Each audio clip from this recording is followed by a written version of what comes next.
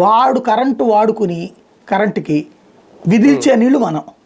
అది అసలు కనీసం నాగార్జున సాగర్, శ్రీశైలం కుడి కాలువ ఎడమ కాలువకే రావయి. అయ్యే నేను ఆ ఏరియా. ఇప్పుడు అవి మళ్ళీ ఇక్కడికి వెలుగోడ దగ్గరికి ఏమొస్తాయి, లేకపోతే ఇంకో చోటకి ఏమొస్తాయి.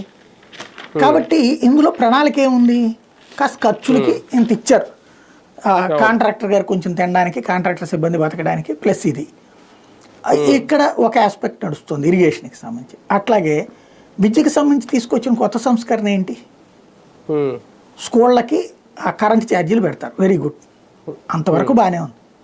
What about next?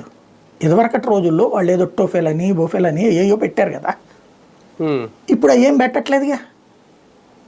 అవి పెట్టాలంటే ఇప్పుడు వాళ్ళు ఏంటి, అదే టీచర్లకి ట్రైనింగ్ ఇచ్చి పెట్టారు, అది ఎట్టా కుదురుద్ది దుర్మార్గం అన్నారు. ఇప్పుడు వీళ్ళు లేకపోతే ఆ సబ్జెక్ట్ ఉన్న వాళ్ళు ఏమైనా తెచ్చి పెట్టాలి కదా ట్రైనింగ్. అదేం లేదు కదా. ఇంకా అప్పుడు ప్రైవేట్ కాలేజీలతో పోటీ ఏంటి, ప్రైవేట్ స్కూళ్ళతో పోటీ ఏంటి, వెళ్ళది అయిపోయింది కదా. అక్కడ ఎడ్యుకేషన్ సిస్టంలో కొలాప్స్ అయిపోయినట్టే కదా. మామూలుగా చదువుతారు, కొలాప్స్ అంటే ఏం కాదు, చదువుతుంటారు అంతే. బాగుపడేవాడు బాగుపడతాడు, బాగుపడినోడు బాగుపడ్డాడు అంతే. నసీబ్కి ఐసాయన వహి ఐసాయన అని తలరాత ఎట్లుంటే అట్టగాడు బతుకులు. అట్లాగే అసలు ఏది చెప్పుకోవడానికి ఏముంది స్పెషల్గా? ఇవి చెప్తారు, తల్లికి వందనం. నువ్వు పాత స్కీమ్ని కొనసాగిస్తున్నావు, దాంట్లో నీ ముద్రే ఉంది అంటే ఎంతమంది ఉంటే